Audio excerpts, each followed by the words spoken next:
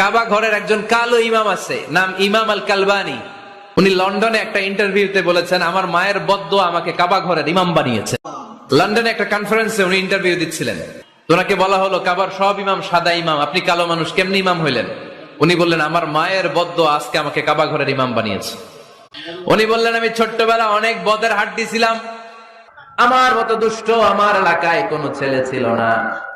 মানুষের গালাগালি, মারামারি, দুষ্টামি, ভাঙচুর, চেঁচামেচি, চিৎকার, বিশৃঙ্খলা আমার মতো কেউ বেশি করতে পারতো না। কিন্তু আমার মা ছিল অনেক বড় আল্লাহওয়ালা। আমার মা জানতেন আল্লাহর কাছে দোয়া করার কত বড় পাওয়া। আমার মা যখন আমার উপর রেগে যেতেন, আমার মা জানতেন রাগের মাথায় বদদোয়া দিলে বদদোয়া কবুল হয়ে যাবে। এজন্য যখনই আমি বেশি দুষ্টামি শুরু করে দিতাম, আমার মা রেগে আমারে বদদোয়া দিয়ে বলতেন, আল্লাহ তোরে হেদায়েত দে, আল্লাহ তোরে কাবা ঘরের ইমাম বানায়া দে।